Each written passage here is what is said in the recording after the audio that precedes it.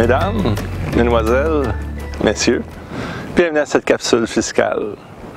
Aujourd'hui, je vais vous soumettre 3 petits cas d'impôts.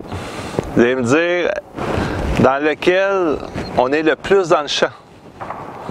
Les voici. Le premier, un couple se sépare en fin d'année et le couple fait ses impôts ensemble et dit au comptable, on va faire ça ensemble pour une dernière fois en couple. Ça, c'est cas numéro 1. Cas numéro 2, un couple a le choix entre une gardienne qui charge 25 $ cash par jour ou une autre qui émet des reçus et qui charge 35 $ par jour. Le couple prend celle qui charge 25 $ cash par jour. Cas numéro 3, monsieur amène ses impôts chez une dame qui fait ça sur le coin de la table chez elle avec la cigarette et elle charge 50 $ cash et ne pose pas de questions. Donc, dans lequel des 3 cas on est le plus dans le champ? D'abord, le couple qui est séparé en fin d'année, qui décide de faire ça ensemble une dernière fois, comme j'ai vu souvent, il passe à côté de quoi? Premièrement, en faisant l'impôt séparé, l'impôt les regarde maintenant comme 2 individus. Ce n'est plus un revenu familial.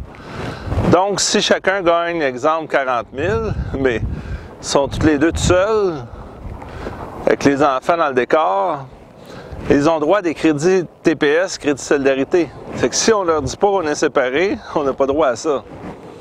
Deuxième des choses, quand on se sépare, si on a 2 enfants, l'année de la séparation, on a le droit de réclamer un bonbon qui s'appelle équivalent de conjoint.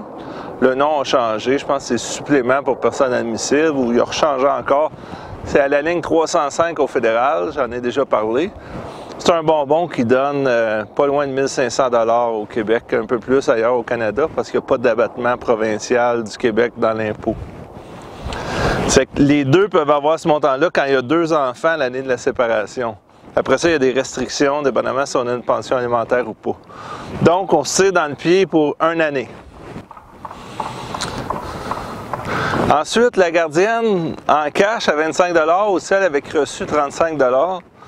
Sachez que les reçus de garde, en gros, ça donne, je n'ai pas fait le calcul exact, mais ça donne entre, les frais de garde, ça donne entre 48 et 88 % que ça revient.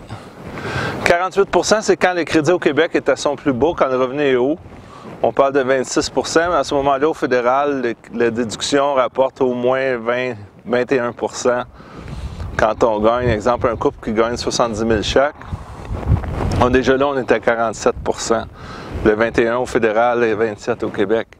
Donc, c'est sûr que la madame qui fait un reçu à 35, bien, net, ça va nous coûter peut-être même pas 20 $ autour de ça. C'est que celle à 25 n'est pas proche, à 5 $ par jour. Donc, sur 200 jours, à 5 $ par jour, on a déjà 1000 $ dans le champ. Pour ce qui est de la madame qui charge 50 $, qui fume sur le coin de la table de cuisine et qui ne pose pas de questions, j'ai tellement vu dans ma pratique des gens qui passaient à côté de plein de choses. Je me rappelle à un moment donné un enfant qui avait un handicap, les parents amenaient les impôts chez le beau-frère, qui ne connaissait rien. Et puis, j'ai ramassé 15 000 $ le temps de le dire, avec une demande de redressement, parce qu'il ne posait pas de questions, il n'était pas au courant. C'est que s'il vous plaît, amenez vos impôts à quelqu'un qui est au courant. C'est la même chose, quelqu'un qui a de l'assurance salaire, 80 % des fly-by-night ne sont pas au courant que la prime payée à même notre paye pendant des années devient toute déductible l'année qu'on a reçu de l'assurance salaire. C'est que c'est le genre de choses qui peut nous mettre des milliers de dollars dans les poches et qui, on passe à côté de ça. Mais si on ne sait pas, ça fait pas mal. Quand on ne sait pas, ça fait pas mal. C'est que des exemples de moi, j'en ai à la tonne. Donc, assurez-vous, règle numéro 1, que la personne qui va faire vos impôts vous bombarde de questions. Ça, c'est le critère numéro 1 qui devrait être présent pour tout le monde qui est sérieux avec son dossier fiscal.